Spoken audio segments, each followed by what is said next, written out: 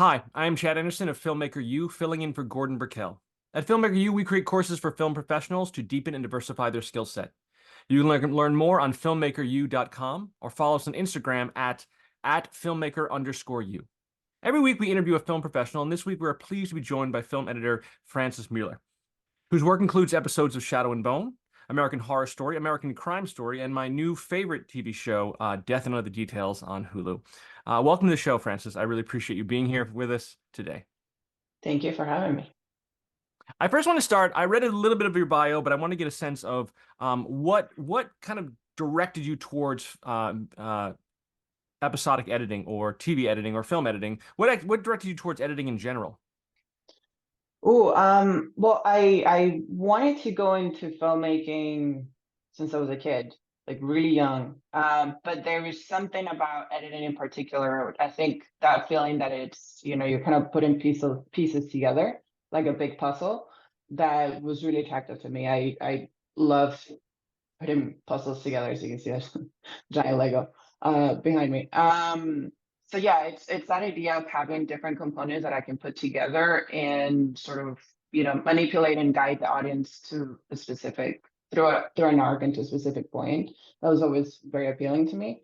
So yeah, I kind of really focused on editing growing up.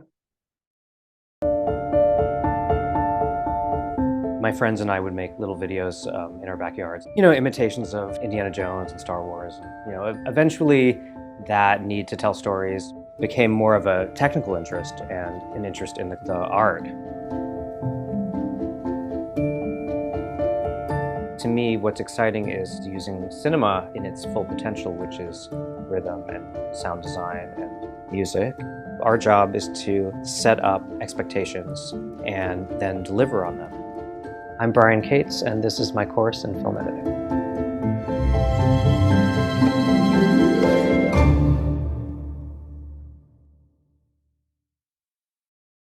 Fantastic. It's interesting that you say it's kind of like putting together a puzzle. I think of it that way too. It's interesting that you're doing shows like American Crime Story, but also like particularly Death and the Details, in that it is sort of putting together, looking at clues and putting together the clues. It's a whodunit, and so you have those Mhm. puzzle aspects of it like there. In doing that, in making a show like Death and the Details, I think it's a really interesting challenge to show enough in the episode to give the viewer enough details that they could potentially figure it out, but make it a surprise nonetheless by giving them these clues. You have a lot of clues. You have multiple storylines going into all of this. It is a complex feat to accomplish. Mhm. How do you do it, or how do you approach it? And is there circumstances where you say, I'm putting too much in here, it's giving too much away, or I need to fit this scene in here because otherwise this conclusion won't be there readily available for you? Yeah, I think with this show in particular, where you have such a massive cast of characters that are all intertwined, all their stories are connected in one way or another. For me, it's very important to take a step back first, think of a scene on a micro level, just kind of like the scene itself and how the characters are reacting to each other and how their behavior affects them later on. And to just make sure that I'm tracking that as I'm going through the episode, because whatever they do at the beginning of the episode, making sure that by the time we get to the end, the audience is able to follow, that I'm not confusing them, I'm not boring them at any point. Um, so yeah, it's a tricky challenge. So I think it was important to take a step back, look at it first, as a scene itself, and then how evolves throughout the episode, and like a puzzle again, like how it plays within the whole arc of the story. Um, so yeah, it's tricky. It's a lot of You're right. There's a lot of clues, and there's a lot of clues that are not very, without giving anything away, that are not very obvious. That if the audience is keeping track of the very tiny details, they'll hopefully, when they get to the end, they'll know um, who the you know who the killer is. But yeah, I mean, it's an exciting challenge to have. It's not the it was nothing that I was struggling as I was making it cutting the episode. I was just enjoying that aspect of it.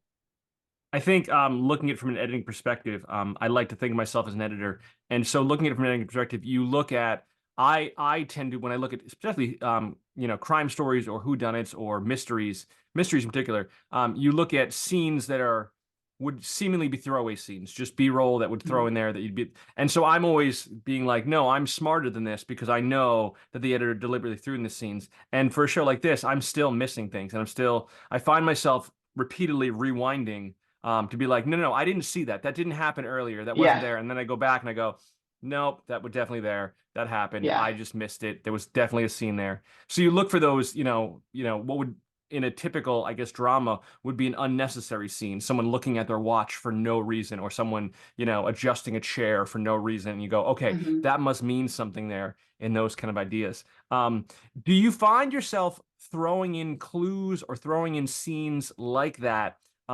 That are not part of the diegetic or not part of the narrative, that are deliberate distractions that are thrown in there to throw the viewer off. You find yourself throwing in scenes that like, hey, I'm going to have this person and throw in this cut of this person taking longer to walk down this hallway just to mess with the viewer.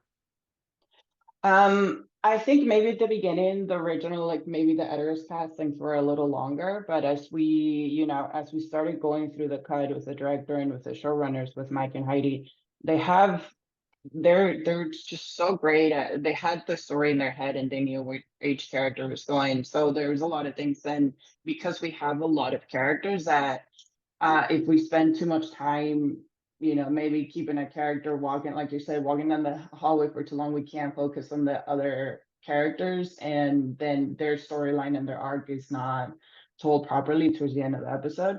But yeah, I mean, there's little details here and there that we wanna, we don't want to make it easier for the audience. So yeah, for sure, there's little things like that here and there. But yeah, it's not so much, I guess, on this one. Maybe on other shows, but not so much on this one because it's it's a lot of stories that are interconnected. So Do you find that Heidi and Mike, you mentioned the creators of the show, Heidi Cole McAdams and Mike Weiss, do you find that they give you a lot of freedom to approach scenes in a certain way, or are they strict to the script? And what has your no, experience been? definitely the working with them was just fantastic. They were very much, we know the story. This is where the story has to go, this beginning, middle, and end. But go do what we hire you to do, and kind of make the story engaging and make sure that we're taking the audience on a ride. I think especially I had a lot of moments working with them where the collaboration, it's like the perfect example of collaboration between the editor and the showrunners or the creatives in general, where it's not do this, and this. It's what's your idea, and we try things here and there. I think episode 3 in particular was one where the order that you saw in the episode is not the order that was scripted. So there was a lot of rearranging scenes. There's a lot of trying things here and there. And there was, a lot of like, okay, here's the idea that we have. What do you have? Then I would go away and try something else. And then we would combine ideas here and there. That kind of collaboration is, it's great. It's one of my favorites when you get the chance to do that. I think there's an amazing scene I really like. I watched it like 3 times. It's subtle. It's where Imogen follows and I forget her name, follows the girlfriends down the hallway or down underneath the boat, and then she's she's kind of, there's an interesting way that she processes in her head, and you show this through the editing, which I think is really interesting, is that you have a scene where she's following the girlfriend down the hallway, and then she replays the moment back in her head. So it's cutting from now Mhm. till a minute and a half ago, maybe 5 minutes ago, and it goes back over until she finds the secret room there. I think that I really, yeah, it was, there was nothing said, but the editing does enough to tell the story in terms of what's basically happening in her mind, which is Mhm. really a strong, credit to you. Oh, thank you. Yeah, absolutely. I want to ask you about this, and I also I did have a special place in my heart for Shadow and Bone. I really did enjoy the show. Uh, in terms of this show, and those are two completely different shows. I think one's, more high fantasy, Hmm. one's more, whodunit mystery. But they're both dealing with visual effects, and I think Yeah. it gets complicated as you deal with visual effects. Shadow and Bone are dealing with kind of big picture visual effects of monsters and ghosts and black spirits or whatever. And then Death on the Details has a boat that's not real. Yeah. And some other elements that are not really real. How do you deal with and how do you work with visual effects in both these circumstances? Yeah, for both of them, our VFX team were working with us from the beginning. So for Death and Other Details in particular, for example, any exterior shots of the boat, we had grayscale models that were made for us that we could use. And then from time to time, we would temp out some of the exterior so we could see, not that there's a lot to see, it's just water, it's ocean, but still, so you get an idea, as you're cutting the episode. Sometimes when you're cutting it, it's just all blue around or all green screen. It's very, it messes with your mind. But yeah, no, it's just communicating with them as you're working through the process. The Death and Other Details was a little different where I locked episodes and moved on to the next show and I had no idea what the VFX were going to look like. So it's been like the finished VFX. It's been really interesting watching the show as an audience member and seeing it all come together and just be amazed by the work that our VFX artists did. But yeah, with Shadow and Bone, our team was right there. Like they were in the room right next to me, so I could just go talk to them and um, see, okay, am I giving you enough time in this sequence for the giant monster that's gonna come out to be really detailed, or is it too much? Working like that with the VFX team, I think is really helpful. When you have the opportunity to do that, it's really helpful.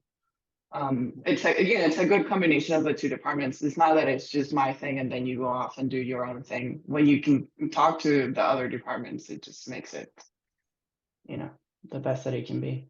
Yeah, I'd be really curious to see what an edit of Shadow and Bone without visual effects, just, green screen and tennis Yeah, balls and fake stuff in the background. yeah. It's a challenge to kind of work your brain into that, Oh, for that sure. It's a lot of imagining and it's a lot of, for me, as I'm just cutting, there's a lot of making the noises of the monsters as I'm cutting, so I can kind of guide myself where I'm going. Um, yeah, it's very weird. But it's fun. I love working with VFX. Just big sequences that have VFX work. I really, really enjoy it. So it was a huge treat. fantastic. I wanted to ask you about, there's a number of moments of flashbacks between the past of Imogen as a child and dealing with first meeting Rufus and then going to more current. Is that written in, and how do you handle that in terms of, because they're always connected. They're always a sense of they go back, and even some lesser flashbacks of the rest of the family, of the Coatsworth family, or not the Coatsworth family. Sorry. Um, uh, the uh, The the the colors. the Colliers, sorry, the Colliers Mhm. family, dealing with the Colliers family, going back in time and dealing with their things up to current time, and you make these connections back and forth. It's a lot of footage. It's a lot of ideas. Yeah, and a lot of those flashbacks were written into the script. A lot, if not all of them, were written into the script. So it became more a matter of um, bringing them in the correct moment. Sometimes the way that they were scripted, they work on the page, but when you have the footage together, maybe it doesn't feel quite right to go to a flashback in that moment. So it was just more about, have we reached a point in the scene where going to a flashback here is going to make sense, or do we need to give it a little bit more? Do we need to make it a little bit earlier? I think perfect example that would be episode 6, where we have Sunil's story and his involvement with Victor Sams. There's a lot of, him telling the story in the past, and then the connection with Imogen and Rufus as they're interrogating him. So that was written in the script in a specific way, and we really played around with when we were going in and out in the edit. And my director Yangsum just did an awesome job at creating transitions that I could play with in the edit, but also giving me the freedom to you know, try different things. Sure. Absolutely. And now you mentioned episode 3 and episode 6, which were the episodes so far that you've edited, that I know of. Coming into an established show, and you've done this in a couple examples in American Horror Story and Shadow Bone. You're coming into later seasons or coming into there. How much further ahead do you need to know to tell your version of this episode? Because the episode may be self-contained, but especially something like Death on the Details, it relies on previous episodes of what's happening in previous episodes, and then you need to. I feel like you need to be 6 steps ahead and already know who done it, to kind of Yeah. solve the story. So how do you Yeah. go through that?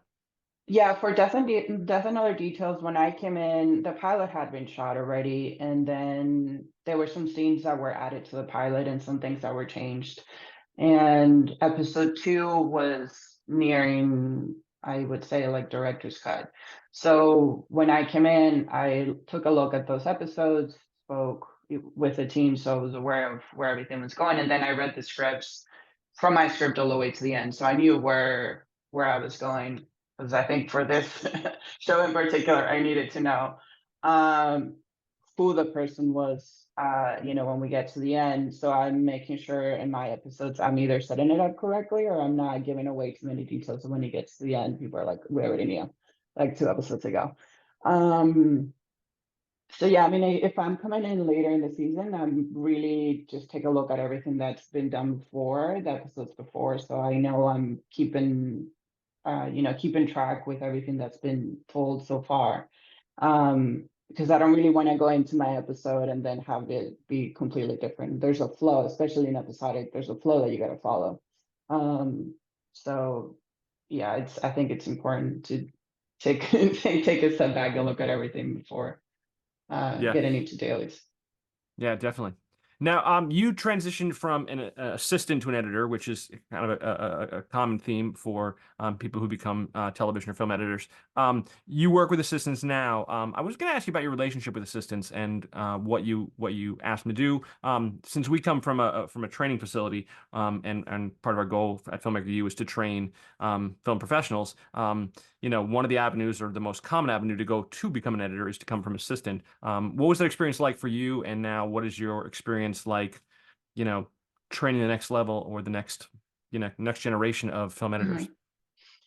Yeah, I think for me, I make a point when I work with an assistant editor, before I start working with an assistant editor, if it's someone new, just to let them know I have their back, and this is really much a teamwork thing. It's not editor, assistant editor. We're both here to tell the story and to collaborate ourselves to be able to present the best story possible to our directors and our showrunners. So it's not a thing of this is the job that you have to do and this is the job that I have to do. A lot of the times is can I help you out with anything? Like I'm very involved with my episodes where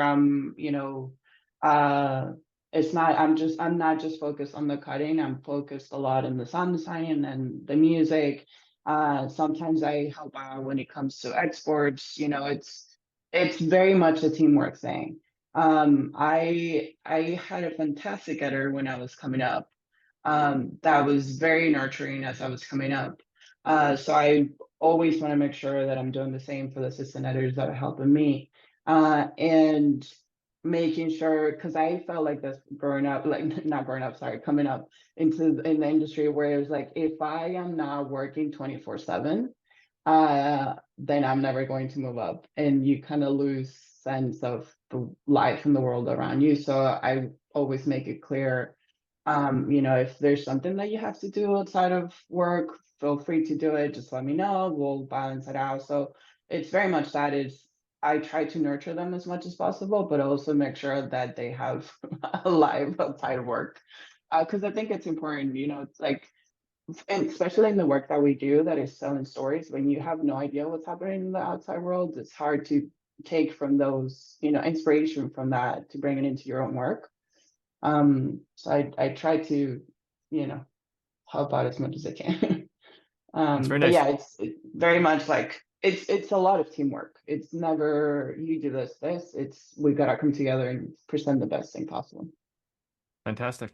Yeah, I think it's interesting. You say you said growing up first, and you correct yourself, and you said coming up. Yeah, You know what? I think part of it is a growing up. I think, it's a constant growth. It's a constant, yeah. improving and coming up with a better method of collaborating and seeing, it's there's constant evolution. I think in for the editor's Hmm. mind in terms of what they're doing in there. I want to ask you a Yeah. kind of an interesting question, or I guess a kind of strange question.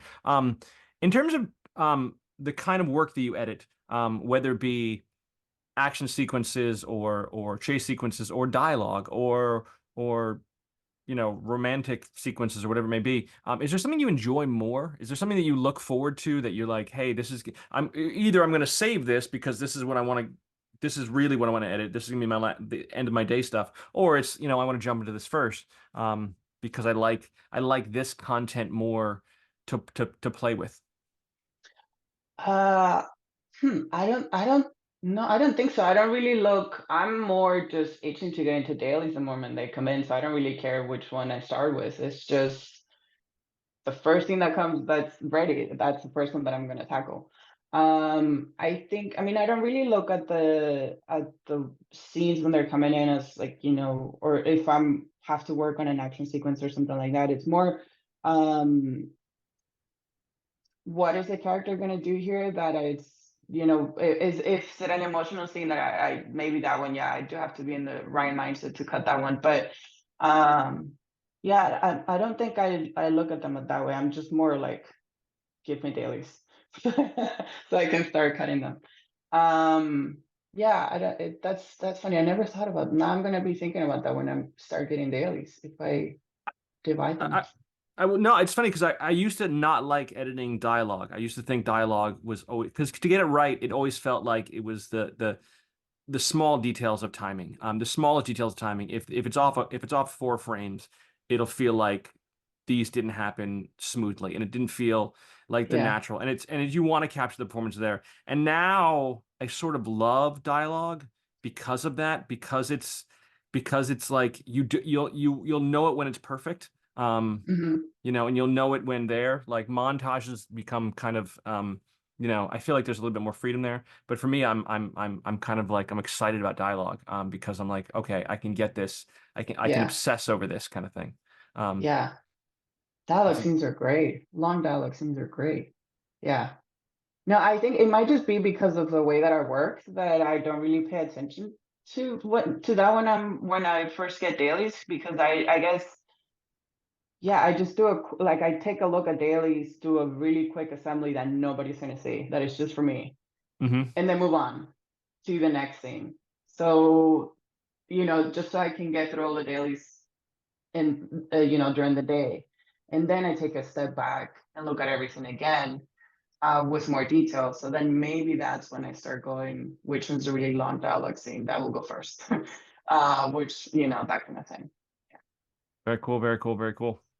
Yeah, I was gonna ask about your thoughts on the approach of emotion versus continuity. I was, taught early on that continuity was king, that, if this scene has, the hands up in this scene, then the hands have to be down in this scene. Or, and you know, 180-degree rule, those kind of things. And that was always, continuity. I had a professor who was very much on making sure that, the bottle was facing this way in this scene and the bottle was facing this way. And then you get into to the edits, and there's sometimes you compromise continuity because the emotion really is it is what it is. Do you Yeah, have experiences like that? all the time. Yeah, and I agree with you. I think emotion always goes first. Continuity is so easy. Like if people are in there on it, if they're really watching the scene and they're following the emotion, they'll forget about, Hmm. unless it's super obvious, unless it's very, very obvious and that you can't really do anything about it. But I mean, we have so many tools too in the edit where, a split screen can help out, hide a back continuity, that sort of thing. Um, but I mean, I always go with emotion first. When I go through dailies, when I'm cutting the scenes, I don't cut the scenes with audio. I always have everything muted. So that way I can just, it helps me focus on the motion of the characters and the motion of the actors as I'm going through. So a lot of the times I don't know that the continuity is wrong until I start putting things with audio in my mind. The focus changes. So then, yeah, I'll arrange it, but it's always the first instinct. That first pass is always the first instinct based on emotion, that I go for, and that is always, I reacted like that for a reason. So I always try to make that version work, and just treat the continuity a different way if I can. Gotcha. That's an interesting approach. The idea of watching it silently, just to focus on. Yeah, interesting. I'm gonna Yeah, think I about that. recommend it. Yeah, I recommend it. It makes you just really take a step back and, you know, Wow, actors do interesting. interesting things when you don't hear the dialogue. That's Yeah. amazing. That's amazing. And last question I'm going to ask you, kind of a silly question. Do you have a guilty pleasure? Is there something that you watch, television show or movies, at the end of a long day that just to unplug, rewind, maybe a little embarrassing, but just fun nonetheless for you? Yeah, I have a lot of guilty pleasure movies and shows, and I would say the Step Up series. I Okay. watch those a lot. Harry Potter, I watch those a lot. But the Step Ups, I love anything that's got dance and music. And the Step Up series are, up there. Yeah, I watch those a lot. That's that. I would say that's my guilty pleasure watch. Do you dance? No. No, no. Not like them, not like what we're seeing on the screen. That's a whole other thing. But I love music. So anything that's got dance and music, I'm gonna watch. Fantastic. I appreciate you so much, Francis. I appreciate you so much for being here. That's going to be it for us this week. You can check us out at filmmakeru.com or follow us on Instagram at filmmaker_you. I am Chad Anderson. Thank you so much, everyone, for watching. Thank you again, Francis Müller. Thank you. Thank you.